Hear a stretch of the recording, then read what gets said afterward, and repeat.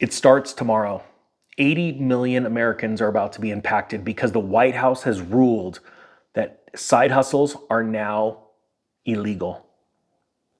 You know, there is a lot of FUD, a lot of uncertainty and doubt, and there's a lot of fear being pumped out in the media. As a matter of fact, I use news stories to wake people up to the reality of this world. And there is a YouTuber that's out there that put a total lie on a title. It's clickbait. Now, I got to tell you, I use clickbait and I use the heck out of it. I use titles like, it's about to start in 10 days. And I tell you, hey, there's a law that starts in 10 days, and this is how you're going to be affected in the near to long term. And it works. People click, they're like, what's happening in 10 days? Or he's actually doing it. And you click on it and you're like, what's he actually doing? Who's he? And I'm like, well, it's the president. And he's actually pushing this law. We don't know if it's going to pass, but this is nutball. But there's a difference between doing that, which I do too, and I don't blame this person, but saying that there's a law that the White House is making side hustles illegal is a 100% straight up lie. Okay? So there is no law that is starting tomorrow that states, and I'm going to show you what it does state and how people are going to be affected. People are going to be affected. There's no law that says that you cannot have a side hustle. You cannot work your main job and then go find either another job where you work for someone or start your own business, okay? Which that's a side hustle. All right? What's going on is a change to the Fair Labor Standards Act, or the FLSA. And what they're doing is the White House wants to actually cause unemployment to rise. They actually want you to lose your job. Okay? This is how they're going to do it. This is one way they're going to do it.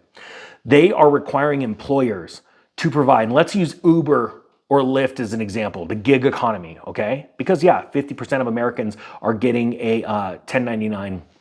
They have some sort of side hustle, right? And the reason why companies were using Uber and Lyft as an example, because not only are they huge, because so many people are part of that group, the government does not want you to own your own business. I know it sounds crazy, but the IRS has hired a ton of real estate agents, a ton of agents, tax agents to come after your money. Okay? And one thing they don't want is you writing off things legally that would cause them to make less money. Okay? The government is running massive deficits. They are in serious trouble financially, fiscally, in serious trouble, and they want more money. So they're coming after your money. And one way to do that is to stop all of these amazing human beings, these Americans that are working for Uber, Lyft, or all these companies that allow them to essentially start their own business because they're able to write off their vehicle, write off expenses, where you can't do that when you're working for an employer, full-time or part-time. Right? You don't get to write off the gas that you use to go to your work to earn the money. But when you have a side hustle, you're part of the gig economy, which companies like Uber and Lyft have really built up recently, you're able to do that. You're able to write off your car. You are your own owner-operator. You receive a 1099. The government doesn't want that. So what they're doing is that they are requiring employers to provide minimum wage and overtime pay to qualified employees, and they're setting the qualifications real slim. So it hurts these companies, so they go, no, heck with this. We just can't do business like this. It's going to actually cause a bunch of companies to fail. And Uber and Lyft are going to be in the hurt locker for this kind of law because they're going to go, we can't pay all these people this kind of wage. We'd have to raise these rates, right? Everybody's Uber costs and Lyft costs, and then nobody's going to want to do it. They're going to go back to taxis. And so what they're doing is they want, and it says, but not independent contractors. Okay, so they're trying to make it look good, but what you have to understand is they're changing the definition of qualified employees. It says many employees, especially full-time employees, are also entitled to various statutory benefits, such as state law paid sick leave entitlements, workers' compensation benefits, unemployment benefits, and benefits under an employer's ERISA or ESRA governed benefit plans, such as group health insurance policies and 401k plans. Failure to properly classify workers as employees can therefore result in substantial damages and penalties if misclassification is unintentional, as described in more detail below. This is what is happening. The government wants to squeeze companies in order to squeeze those companies to squeeze you out as an independent contractor. They're changing the definitions. They're tweaking it. They're making it more difficult.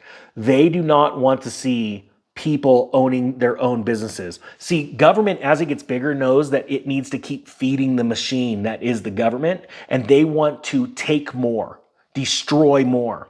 And one way you do that is you create monopolies, massive conglomerates, massive companies. Why? Because then you can control the masses because you only have to control a handful of companies.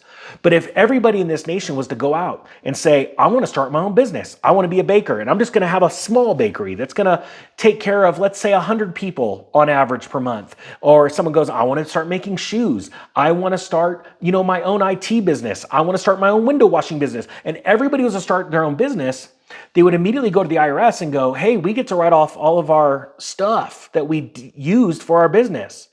And the government would go, we need the money. And people would start to understand, wait a minute, when I own my own business, things are good. I can make my own schedule. I can make my own destiny. It's all on me. I can make more money. More money goes in my pocket because I'm not paying so much money to the government. And that's what's exactly happening. So when there are YouTubers that come out there and say the government's making a side hustle illegal, that's 100% bald-faced lie. End of story. Now, if the title said something like, the government's going to make it much more difficult for you to own a business when it comes to working for another company, because companies like Uber, the gig economy, where you are 100% dependent getting your business from another company. That's what an Uber or a Lyft operator does. They are 100% reliant on their application from Uber or Lyft going, bing, you got another job. Okay. Yes, that is going to hurt those people. Seriously. But you have to understand that that doesn't make it illegal. You're not going to, you can't tomorrow all of a sudden go, well, I want to be a Lyft operator and them say no. It's not going to be illegal to go and start a window washing business. It's not illegal to start anything tomorrow when it comes to business. What they're doing is they're putting the squeeze on big companies to put the squeeze on you. And so I want to encourage you, keep starting businesses, keep being independent. Don't listen to lies. There's one thing about clickbait. It's clickbait. It's business, right? The job is to try and attract someone to your video and to be able to encourage them, educate them, and then watch them grow. It's a whole other thing to straight up lie. Look, I teach people to do side hustles to be more financially independent. That's become my side hustle. I've had 22 or 23 side hustles in my life, and now my latest one is teaching people how to start businesses. And you're not going to find a link down below on this video because I'm not here to sell a course.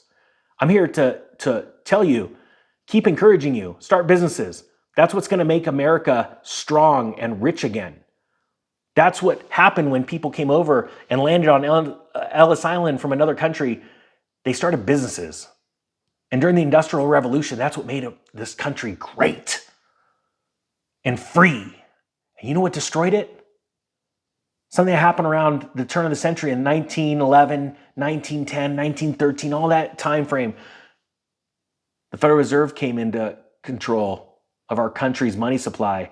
And then right after that, income tax. So you've got to learn a way around income tax, pay less money legally through the income tax system. And how is that? Start a business. And don't make your business 100% reliable on another company, like being an Uber driver. As a matter of fact, how many people know an Uber driver that also is a Lyft driver? Why? Because they're trying to diversify their risk. They're doing risk mitigation. They don't even know it. So I encourage you to build business. Tomorrow, businesses will not be illegal. That is a lie. Choose your motivator today so that you can be great tomorrow. And your motivator might be another person, or it may be the one that looks right back at you when you look in the mirror. The choice is up to you. Do you want to be rich? Do you want to be poor? Do you want to be happy? Do you want to be sad? Do you want to be small, or do you want to be great? Weak or great? I don't know. The choice is yours. The Economic Ninja is out.